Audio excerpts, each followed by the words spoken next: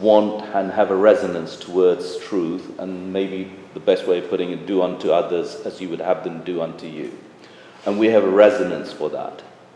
Did Gandhi say anything about why those who are in power certainly do not abide by that? And as we can see today, there's a conflict going on not far away where an entire nation is being annihilated. How can people who have the power not see and be impassioned by the desire that we all here definitely share? What did Gandhi say about why they choose the path that they choose? To the extent I understand this matter, I go with Anthony Perel's long introduction to Hind Swaraj, where Anthony Perel explains that we must look at the institution of the state and not the behavior of the individuals who are governing at present in any country in the world. It's the way the institution of the state is structured in modern times. Yes, with democratic bricks and mortar.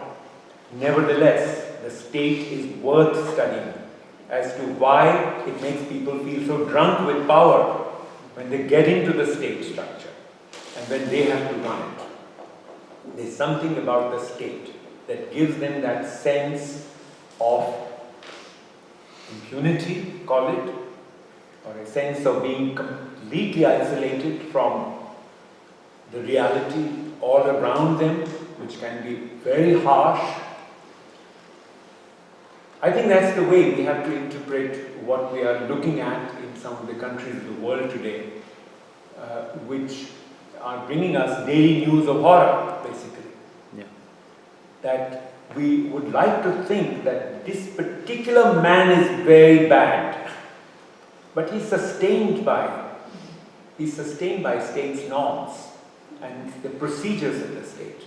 This is the classic description of a parliament that Gandhi offered in Hind Swaraj, where people are not fighting with each other because of their beliefs or their arguments. They are fighting with each other because that's the role they are playing. That they are against this ideology or that ideology, and they are using their position in the parliament to promote that, because that's what has brought them into parliament, and so on. And there is a very serious critique of that story. And that is why, from the point of view of Gandhi, I think we must look at how the state perhaps needs very significant reform in its behavior. Why doesn't it accept truth more easily and more early? As a foreigner, I couldn't believe that the post office scandal of England went on for years before it was acknowledged that something would be wrong with a machine supplied by the Japanese company, rather than blame the people who were running those post offices as obviously dishonest people, and they were punished for that. Why did the state take so long? Well, the answer doesn't lie, I think, in the individuals at that time who were responsible. Of course, the Inquiry Commission has held them responsible. But it's the structure that you must defend if you are participating in the state's process. For as long as you can defend, you will. And I have been part of the state machinery for 5 years of my life. I know exactly what that means. And it's true. Thank you. Thank you. Yes. Is this why Panchayati Raj, decentralized administration, is the answer to avoid centralized monopoly of the ruler? We don't need to rule people, we need to run the country and serve the country. I think that's why Gandhiji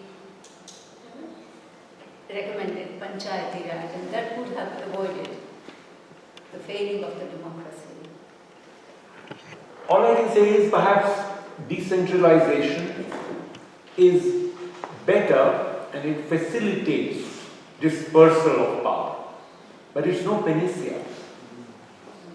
and a sarpanch, that is the head punch of a village council, can be just as cruel as the head of a state. Just as willing to blink in the face of some horror happening in the village. A sarpanch can be just as willing. This was Ambedkar's great fear, that the society, if we hand it over to village councils in a dramatic way and think that that will be better, it will not be better. And that's why this balance between central and decentral kind of ways of handling the state. This is no simple chemical kind of equation, nor is it possible to look at it purely as physics. That if we disperse all power to thousands of little communities, it will be necessarily better. You would still require that ethical framework that we see in Gandhi. How would you predispose a whole generation towards that framework is the educational question we were discussing. Because it's not like a switch. Otherwise, Rajiv Gandhi's idea of handing over so much power to Panchayati Raj in India would have brought a revolution, which was expected like that. But it didn't happen. Yes, things did get better, and to some extent they are better. Improved in some parts of the country, they are better because they are handled at that level.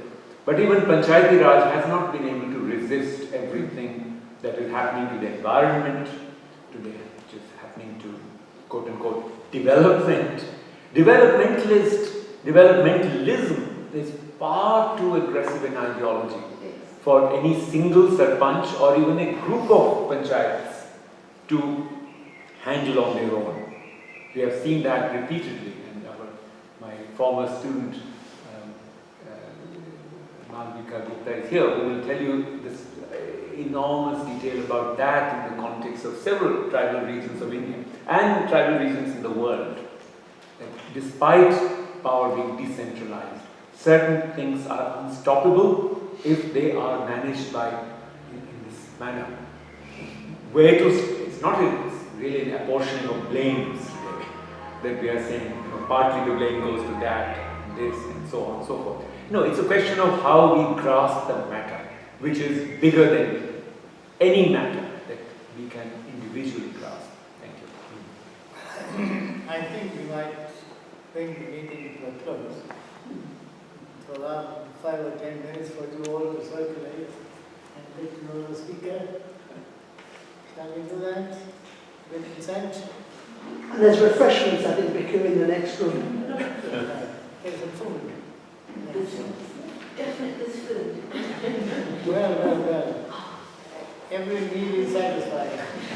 As the former student, I have the privilege to. Before you do that, 2 things. Please, will you sit down? Oh, sorry. 2 things. First of all, Omar, thank the speaker.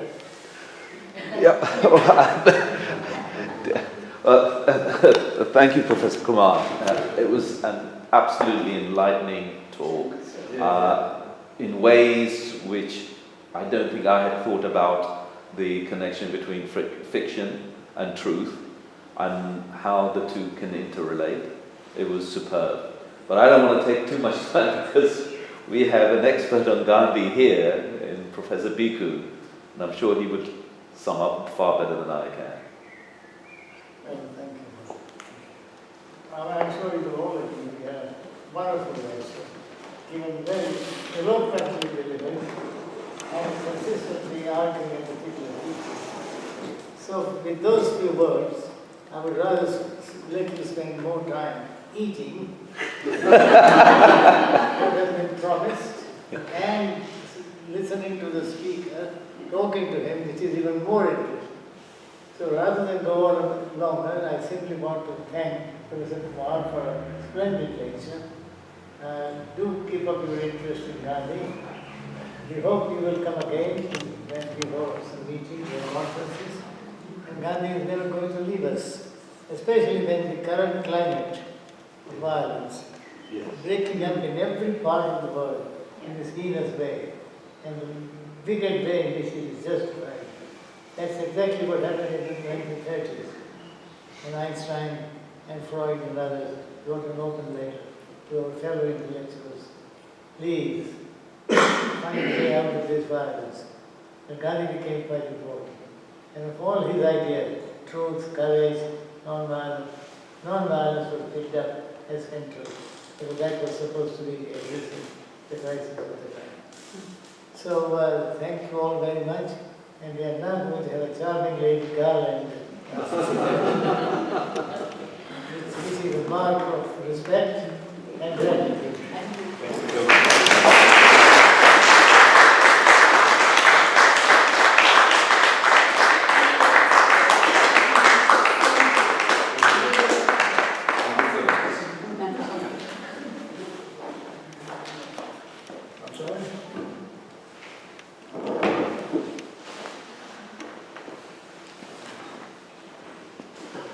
People are going to have refreshments.